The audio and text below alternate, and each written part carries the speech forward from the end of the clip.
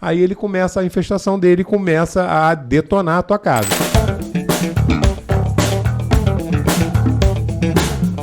Se tratando de São Gonçalo, aqui o que ataca mais os lares? É formiga ou cupim? Lá em São Gonçalo é mais cupim. Sim. Tá? Porque lá tem muita estrutura, é uma cidade mais urbana, e esse cupim ele se infiltra e está por baixo da casa, que em algum momento, já 100, 200 anos atrás, essas colônias de cupim se infestaram aqui no Brasil. Sim.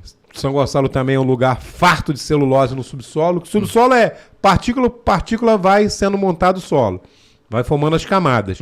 E ali tem muita árvore enterrada. Então, obras que o pessoal faz, derruba as obras, enterra, mete aterro. Aquilo é um caldinho para cupim. Ah, entendi. Tá? É propício. Então ele vai se proliferar ali. Vai se proliferar ali. É claro que você vai imaginar, você está ali embaixo da terra, comendo celulose, raiz de planta. Quando acaba, você dá de cara com um mundo de concreto na sua cabeça, que é se passando por um cupim, né? Claro. Então, gente, presta atenção. O cupim, principalmente o de solo, que é o brabo, ele não come concreto. Ele quer celulose, quer se alimentar de madeira. Então ele vai, partícula por partícula, desagregando aquele material até ele conseguir encontrar um furo, uma fresta, para poder passar e chegar onde tem. Aí encontra caixonete de porta, móvel colado na parede, móvel colado ao chão. Aí ele começa, a infestação dele começa a detonar a tua casa. Entendi. Principalmente aquelas armários de cozinha, Italina, essas coisas todas, vai embora tudo. Então, antigamente, quando as casas eram mais de madeira, então era o canal para o cupim, né? Cara, as casas de madeira agora perderam um pouquinho o elan delas, por causa desses problemas do cupim. Ah, tá. Porque são 3 tipos diferentes principais de cupim.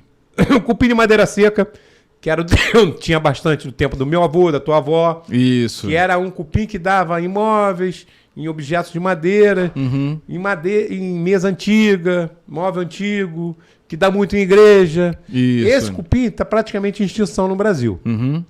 Tá? Por quê? Os outros têm uma performance maior, o de solo tem um nascimento, um crescimento muito mais desenvolvido, nasce mais, e esse de madeira seca, você quase não vê ele não pode sofrer nenhuma incidência solar, então ele só vai de um lugar se a madeira estiver intimamente ligada a uma com a outra, se estiver colada. Se estiver separada, ele não anda de uma para outra. Ele não anda. Só tem como alcançar voando, que é parte do ciclo que toda espécie de cupim faz o mesmo ciclo. O mesmo ciclo, gente, consiste o quê? Vou explicar porque é importante eles entenderem. Sim. Quando tem aquelas revoadas, aqueles bichinhos de luz, aleluia, siriri, tem esses nomes todos. Depois de uma chuva. Exatamente. O que é aquilo ali? Aquilo ali é um voo nupcial de qualquer espécie de cupim. Toda espécie de cupim tem que fazer um voo inicial. Então, aquilo, ele sai voando para alcançar outro território, né? É como se fossem seus filhos. Só que aquilo ali, aquela asa é para ele alcançar o território, mas aquela atrapalha ele entrar. Então, o que acontece? Um corta a asa do outro e ele vai procurar uma fresta para poder se instalar.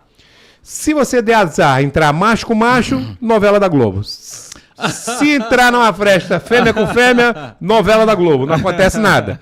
Porventura, se você der um azar muito grande e entrar um macho com saúde e uma fêmea com saúde, acabou. Você começa uma colônia de cupim. É o zero da colônia. Uma coisa é certa para toda espécie de cupim. A fêmea que entrou, ela nunca mais sai daquele lugar. Tá condenada.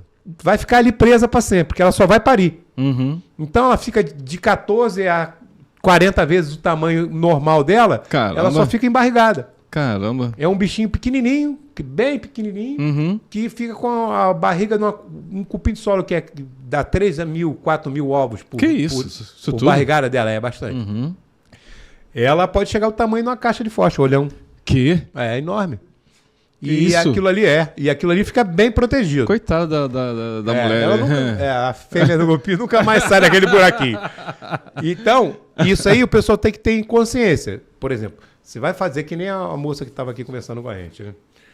Você vai fazer a descupinização, na verdade, você não sabe, principalmente se for cupim de solo, você não sabe onde é que está a rainha.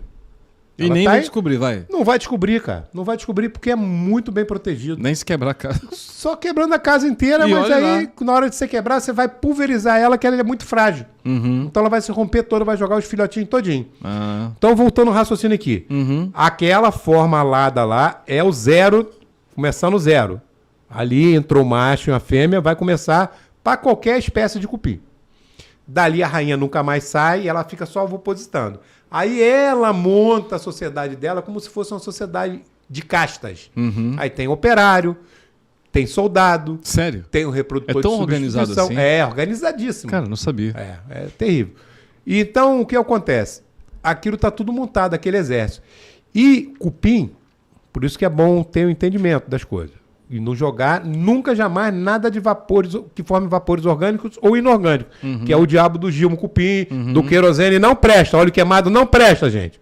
Não presta. Minha mãe fazia isso. Minha mãe pegava Não querosene, tô falando que jogava sua na mãe presta, madeira. Não, mãe, não presta para o tratamento. O que acontece? Presta Ela atenção que é jantava, o cupim importante. não morria.